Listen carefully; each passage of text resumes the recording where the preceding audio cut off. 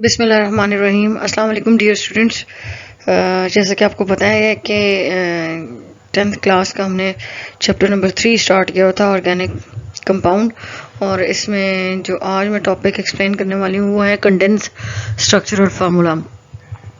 ये बिल्कुल भी डिफ़िकल्ट नहीं है, बहुत सिंपल है, लेकिन ये है कि मैंने इसको थोड़ा सा बुक से थोड़ा सा चेंज किया है, इसको हेडिंग्स वगैरह बना के थोड़ा सा एडजस्ट किया है। ठीक है, तो जैसे अगर आपके पास क्वेश्चन आता है right a note on condense structure और फार्मूला और give formulas for the alkene series, इस तरह का कोई क्वेश्चन आता है तो आप उसको कैसे हैंडल करेंगे। तो बेसिक इन्फॉर्मेशन तो आपकी बुक से ही मैंने ली है, जैसे उसको हेडिंग्स वगैरह के फॉर्म में चेंज किया। तो कंडेंस स्ट्रक्चर और फार्मूला बेसिकली इसमें आपका जो टॉपिक शामिल है वो है कि एक ही मॉलिक्यूलर फार्मूला के दो स्ट्रक्चर्स या दो डिफरेंट कंपाउंड का जिनके स्ट्रक्चर दो डिफरेंट कंपाउंड जिनके स्ट्रक्चर्स डिफरेंट होते हैं उनका मॉलिक्यूलर फार्मूला सेम हो सकता है। ठीक है, तो इंट्रोडक्शन में क्या है कि frequently more than one organic compound is represented by the same molecular formula।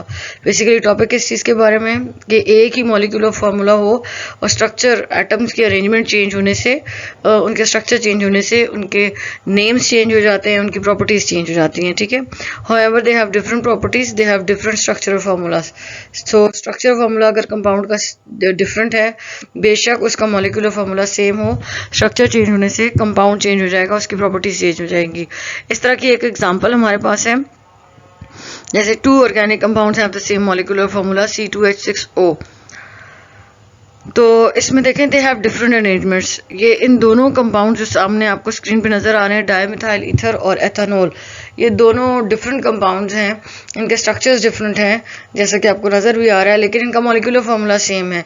जैसे दोनों कंपाउंड में 2 कार्बन्स हैं, ठीक है, और दोनों में 6 हाइड्रोजन्स हैं और दोनों में एक एक ऑक्सीजन एटम है, लेकिन वो ऐसे अरेंज हैं कि दोनों को बिल्कुल एक दूसरे से उन्होंने मुख्तलिफ कर दिया है।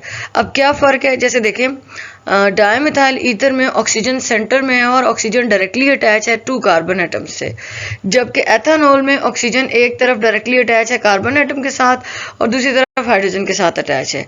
सेम यही बात नेक्स्ट जो स्लाइड है उसके ऊपर लिखी भी है, एक्सप्लेन की भी है। दीज फार्मूलाज यानी एथेनॉल और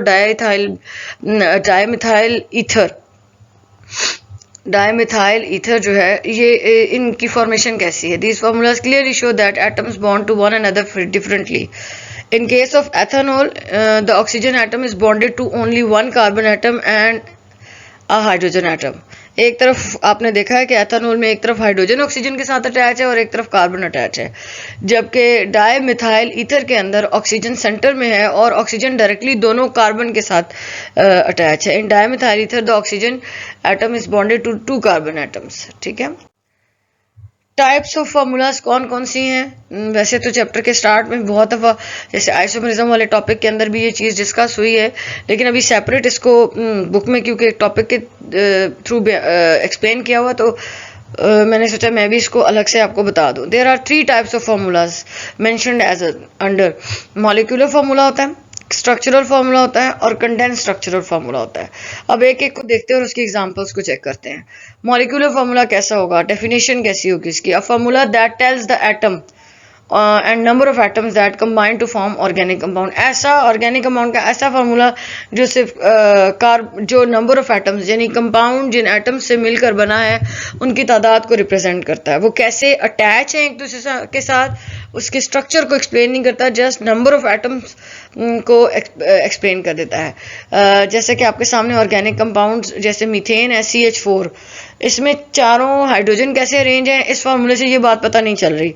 C2H6 2 कार्बन और 6 हाइड्रोजन है इथेन के केस में, लेकिन वो कैसे अरेंज हैं ये इस फार्मूले से पता नहीं चलता। इस फार्मूले से हमें सिर्फ पता चलता है कि नंबर कंपाउंड के अंदर कितने कार्बन है और कितने हाइड्रोजन है। ठीक है, प्रोपेन के केस में 3 कार्बन और 8 हाइड्रोजन है। तो मॉलिक्यूलर फार्मूला क्या बताएगा, सिर्फ कंपाउंड के अंदर जो एटम्स का नंबर है, उसकी जो तादाद है, उसको एक्सप्लेन करेगा। ठीक है, उसके बाद है स्ट्रक्चरल फार्मूला। स्ट्रक्चरल फार्मूला बताएगा कि कितने एटम हैं और वो कैसे अरेंज हैं। ठीक है, तो डेफिनेशन क्या है? अ formula that describes the arrangement of atom in a molecule. किसी भी ऑर्गेनिक मॉलिक्यूल के अंदर एटम्स के अरेंजमेंट क्या है, वो किस तरह से अटैच हैं, ये हमें पता चलता है स्ट्रक्चरल फार्मूला से। तो एग्जाम्पल में हमने क्या यूज किया जी? The simplest alkanes are straight chain hydrocarbons.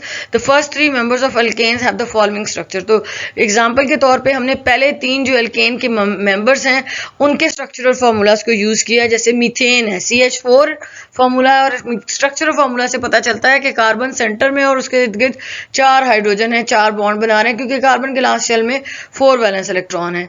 इसी तरह हर कार्बन 4 बॉन्ड बनाता है। इस चीज को माइंड में रखते हुए ये इथेन का स्ट्रक्चर देखिए, एक बॉन्ड कार्बन और कार्बन के बीच में है, लेकिन हर कार्बन ने बाकी की 3 पोजीशंस हाइड्रोजन के साथ एडजस्ट की हुई है। इट मींस कि इथेन का स्ट्रक्चर बताता है कि कार्बन कितने हैं और किस तरह अटैच हैं, और हाइड्रोजन कितने हैं और किस तरह से वो आपस में अरेंज हैं।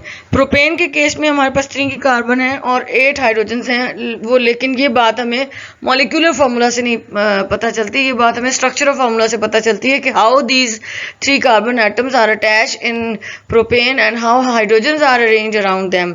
ठीक है, और कार्बन टू कार्बन बॉन्ड कहाँ पे बन रहा है और कार्बन टू हाइड्रोजन बॉन्ड कितने हैं और कैसे बन रहे हैं, ये बात हमें स्ट्रक्चरल फार्मूला से पता चलती है। उसके बाद लास्ट पॉइंट है कंडेंस स्ट्रक्चरल फार्मूला।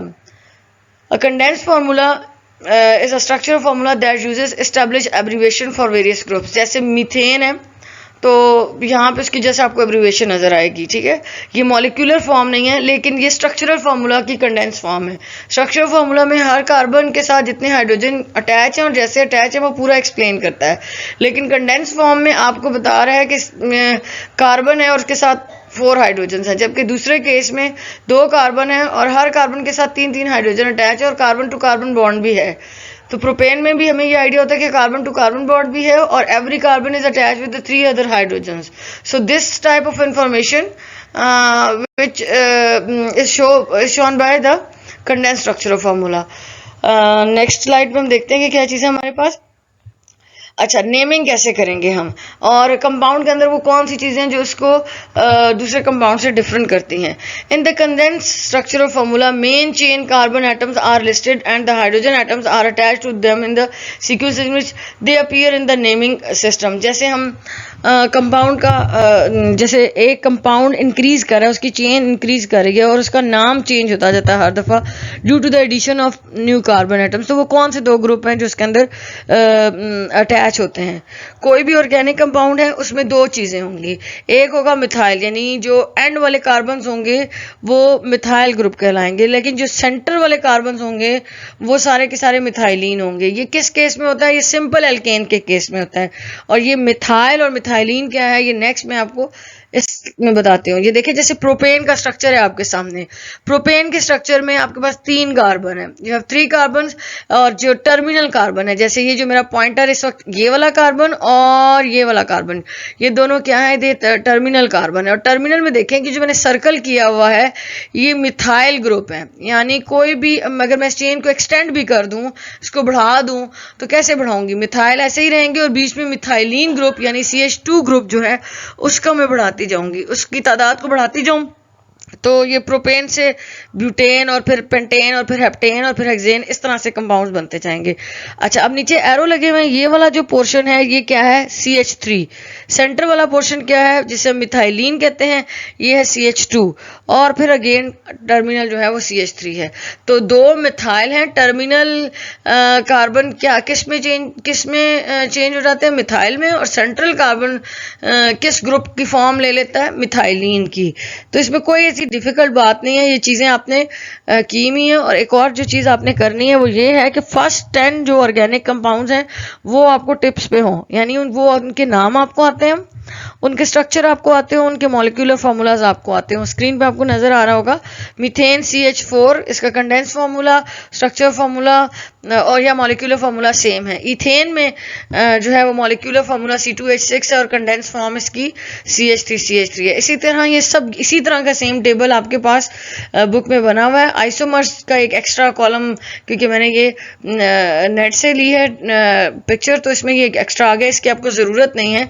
आइसोमरिज्म वाले टॉपिक में आपने ब्यूटेन और पेंटेन और हेक्सेन के आइसोमर्स बनाए हैं, और 10th क्लास में इतना इनफ है इतने आइसोमर्स। और ये बाकी चीज़, ये वाला कॉलम आपको इसको फोकस करने की ज़रूरत नहीं है। आप मॉलिक्यूलर फार्मूला और कंडेंस स्ट्रक्चर फार्मूला तक अपने आप को रखें, क्योंकि आपकी बुक में भी इसी तरह का पैटर्न दिया हुआ है। तो आपने इन स्ट्रक्चर्स को बनाना है, इनकी प्रैक्टिस करनी है, ठीक है। इसमें कुछ भी टॉपिक में डिफ़िकल्ट नहीं है, लेकिन आप इसको ध्यान से देखना है ताकि आपको बेसिक जो इन्फॉर्मेशन है स्ट्रक्चरल फार्मूला की, कंडेंस स्ट्रक्चरल फार्मूला की और just molecular formula of organic compounds की, तो वो इस वीडियो से इंशाल्लाह क्लियर हो जाएगी। फिर भी अगर कोई प्रॉब्लम होता है तो वो क्वेश्चन की फॉर्म में आप कमेंट में मेंशन कर दें, मैं उसको अलग से भी एड्रेस कर लूँगी, ठीक है।